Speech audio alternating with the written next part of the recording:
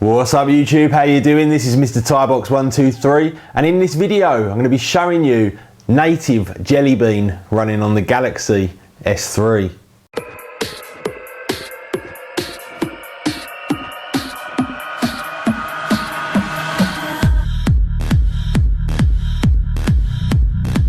So as you guys know, in the last video I showed you the upcoming version of Jelly Bean with the TouchWiz interface running on the Galaxy S3 to give you guys a bit of a preview as to what you're going to get when they actually release that over-the-air update.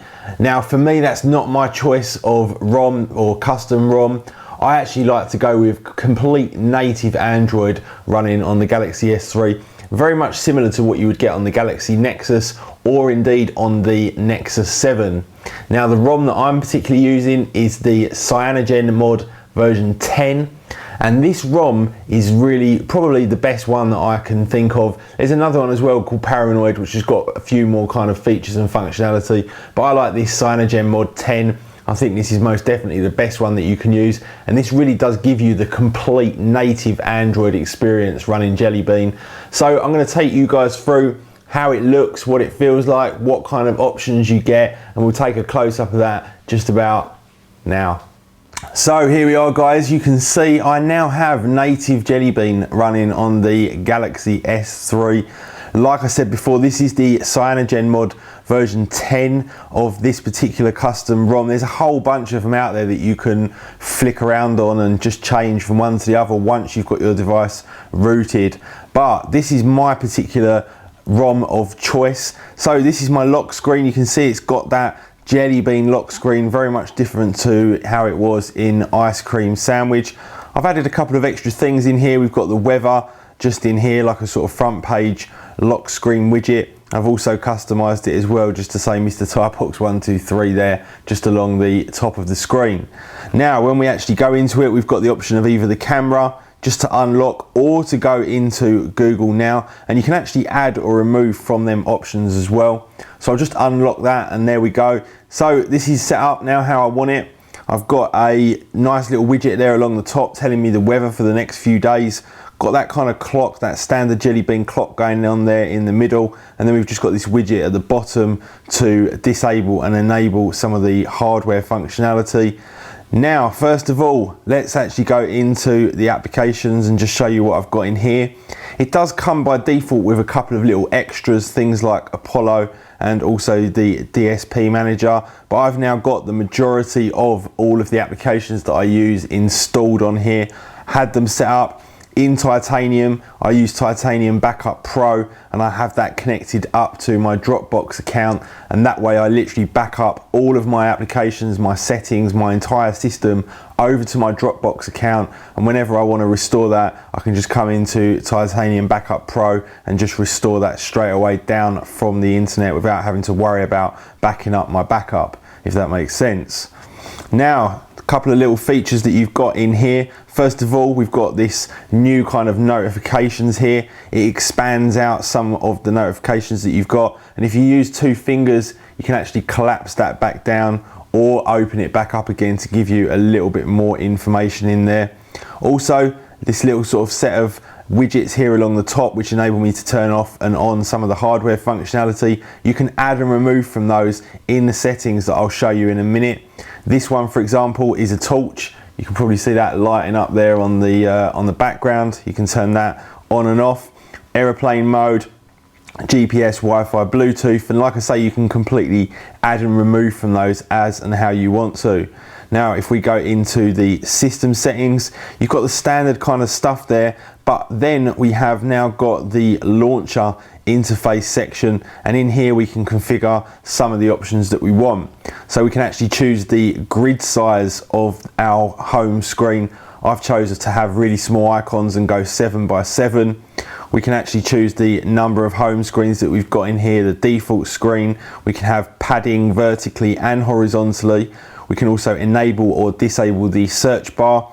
And you've also got the option to resize any widget. So a lot of those widgets that don't allow you to actually resize, when you've got that ticked, you can completely resize those widgets. So let's say this one, for example, I can just have that as big or as small as I want to have it, and you know, you can align it and put it exactly how you want to.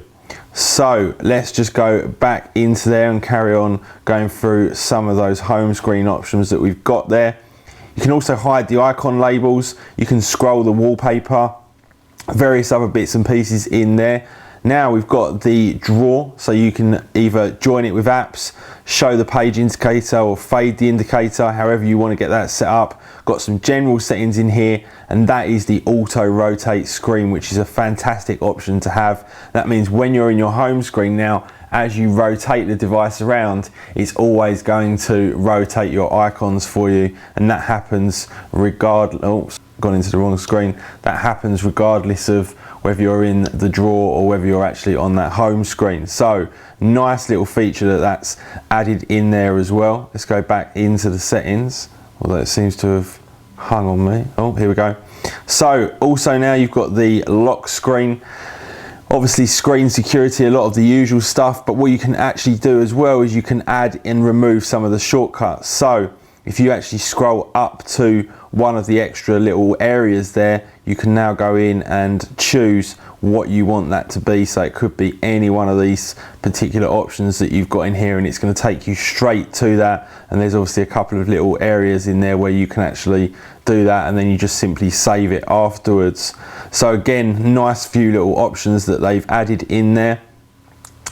Underneath advanced, we've got the ability to change the radio settings, the screen, and also the vibrator intensity in there as well.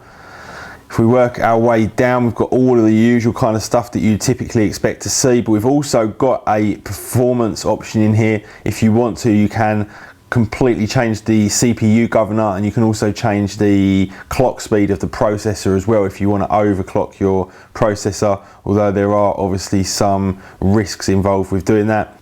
As you can see, Android version 4.1.1, so if we just click on that a few times, takes us out and shows you the fact that it's 4.1.1, and we've got the Jelly Bean there as well with those custom animations as well if you want to.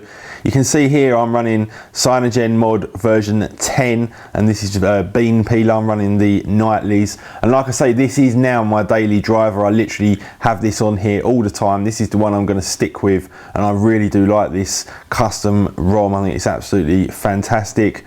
You've obviously also as well now on Jelly Bean got Google Now, which is fantastic.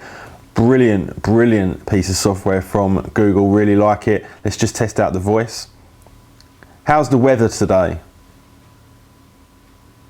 The forecast for Kings Hill today is 23 degrees with a chance of rain. And there we go, nice English voice as well. So there we go guys, that is my ROM of choice. I thought I'd just show you how native Jelly Bean compares to the one we looked at yesterday, which is Jelly Bean with the TouchWiz interface over the top. If you didn't see that one, I'll leave a link at the end of the video. Be sure to check that out. And thank you very much for watching guys. Please do hit that like button, and I'll see you all in the next video. See ya.